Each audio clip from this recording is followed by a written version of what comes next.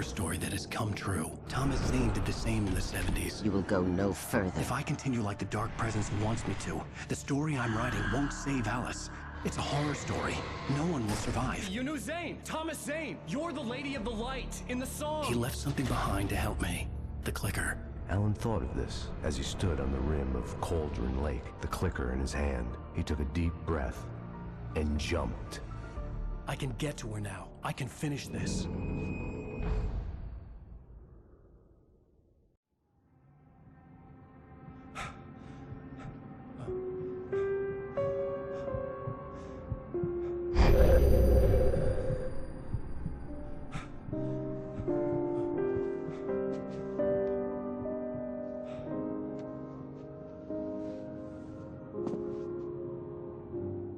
I had a hangover. My head was about to explode and the light hurt my eyes. I needed my sunglasses and painkillers to dull the pain. In one of my finer moments of self-deception, I swore to quit drinking.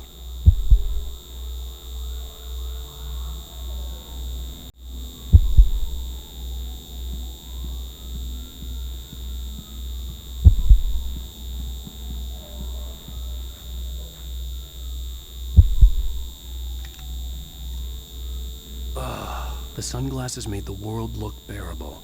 Now I could keep my eyes open without feeling like a vampire in the sun.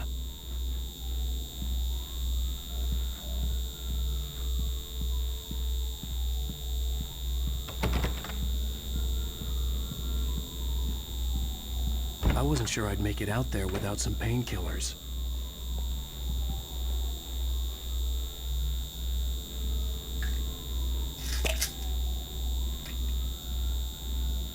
The pills worked fast.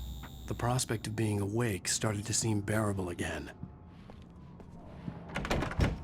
There was a message waiting for me on the machine. You have one new message. Al! Are you still asleep? Wakey, wakey! You should have your show on your TiVo. If Alice wasn't too mad to record it. She called me earlier and really chewed me out. Yeah, we went a little overboard last night. But parties are a part of this business. Al, look, I'm saying this as your friend. She's not doing your career any favors by trying to run your life like that, okay? I'll talk to you later, Al. Watch the show.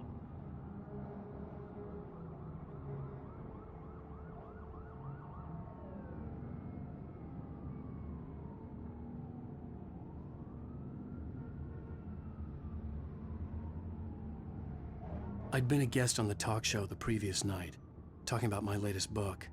The show was supposed to be waiting for me on our TiVo.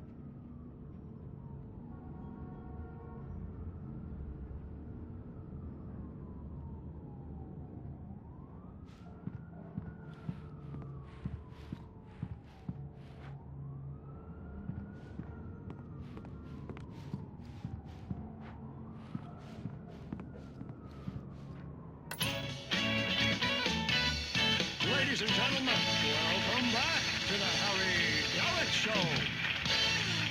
Thank you. Thank you, everybody. We have a great show tonight. I've been talking with the best-selling author Alan Wake about his new book, The Sudden Stop. Yeah, good read. Go buy it. No, it is a good read. Look, I'm gonna be honest here. Is that wise? No, but I'm gonna do it anyway. I got people who give me the lowdown on books. I'm a busy guy. But this one, I actually read from cover to cover. I mean, I'm a big fan. Wow, thanks. Now, this might be a spoiler for those who haven't read the book yet. Based on the sales figures, the 2 people out there who haven't read the book yet. But this last book is all about the death of the main character, the hard-boiled New York detective, Alex Casey. Now, there's been a lot of outrage about this. Why the hell did you kill Casey? What the hell were you thinking, man? Good riddance. No, seriously though. 7 years and 6 books is a long time. He was a gloomy guy to spend all your working hours with, and it was a good run. But it's time to explore new things. My next book will be a departure from the old for me. You selfish bastard, always thinking of yourself. Well, you've certainly given us a lot of entertainment over the years. And now that you mention it, Casey was a gloomy guy. Never had much luck with his love life with the ladies. Was that autobiographical in any way? Yeah, no kidding. Casey's lady friends tended to die on him. With Casey, it was all about his pain. No, nothing autobiographical about that. I'm a happily married man. My wife is my muse. Well, congratulations. That's great to hear. So, how's the publicity tour been treating you? Good, great. But I gotta say, I'm glad to be back home in New York. Well, you've certainly been on the news a lot lately. Lots of parties and, you got into a fight with some paparazzi. Oh, man. Well, that guy was really in my face. I lost my temper. I know that wasn't cool. You are famous for that temper. Well, I did also write several books. Well, your latest novel is called The Sudden Stop, and it's in bookstores now. Go get it. That means the two of you out there who haven't bought it yet. Ladies and gentlemen, that's all we have for you tonight. I want to thank all our guests for the evening. Alan Wake, Sam Lake. Once more, do the face for a Sam. And our musical guests, Poets of the Fall. Thank you. At least I'd been funny. I told myself I could live with that. You watch the show? I didn't say anything stupid, if that's what you want to know. Okay, Grumpy. You want an aspirin or something? Are you going to start with me about drinking now? You know what? Go back to sleep, Alan.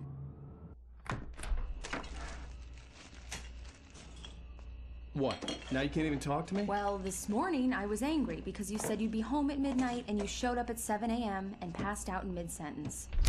Now I'm over it. Are you angry? This goddamn tour. It's gotten out of hand. Oh, honey. It's almost over, right? We can get back to normal. Then you can start writing again.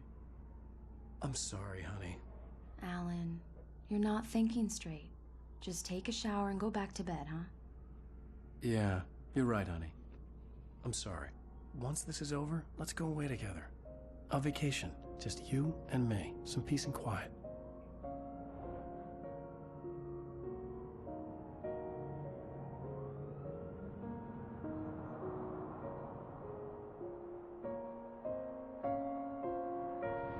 Somehow, the clicker was the key to the cabin.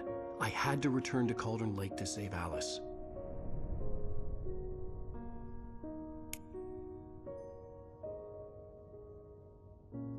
I'm going back to the lake to finish this. I'm going to write an ending to the story in the manuscript on my own terms, to make it all right. Why can't you just write it here? The last page is still in the typewriter. I need to read it first. Everything needs to be just right. Zane tried to cut some corners, and it didn't end well. Okay, ready when you are. I'm sorry, Sarah, but I need to do this alone. Barry, take her gun. Miss Weaver, close the door when I leave.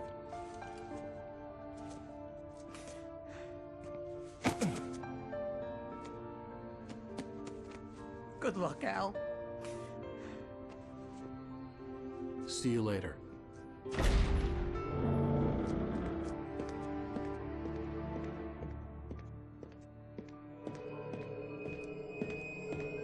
When I got out, it was warm and sunny. I'd flicked the switch of the clicker. Had it done this? I didn't stop to question it. I had to take advantage of the sunlight to get to the lake. On Zane's page, I'd stood on the rim of Cauldron Lake, about to use the clicker. That's where I was headed.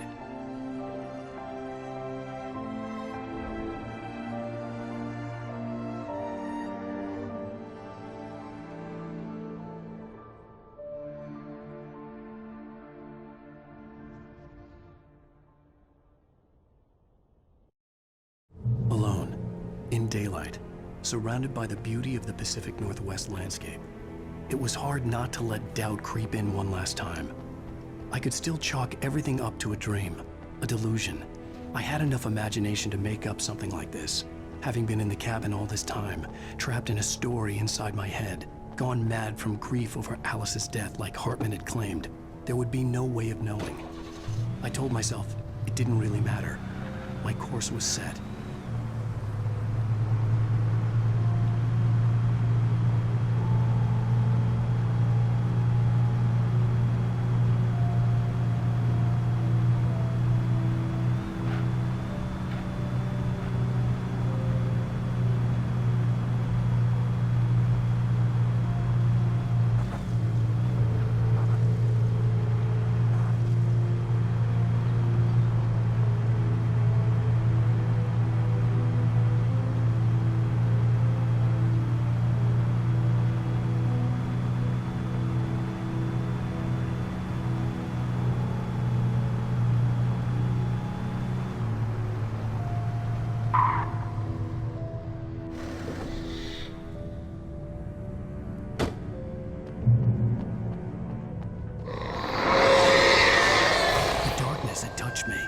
There was a link between us, always would be.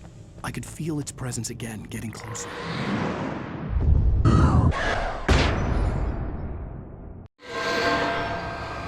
I will kill your wife.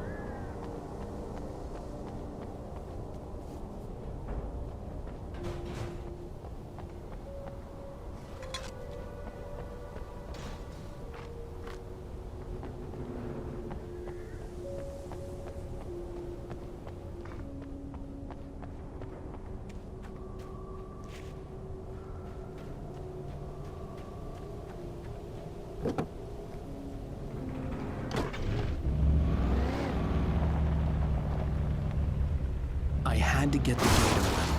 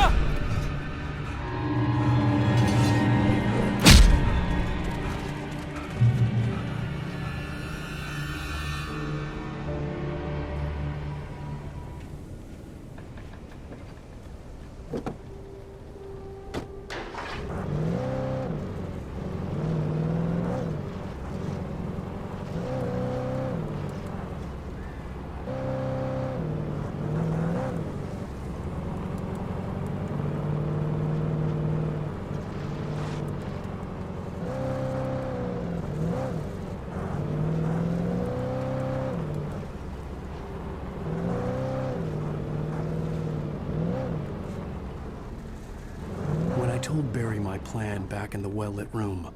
I'd acted as if I knew what I was doing. I didn't. I was operating on the shifting logic of a dream. I had to fight my way to the lake through the horrors of the night. I had to flick an old battered light switch imbued with childhood magic. I had to write a happy ending to a horror story. I had to save my wife from the dark prison she was being held in.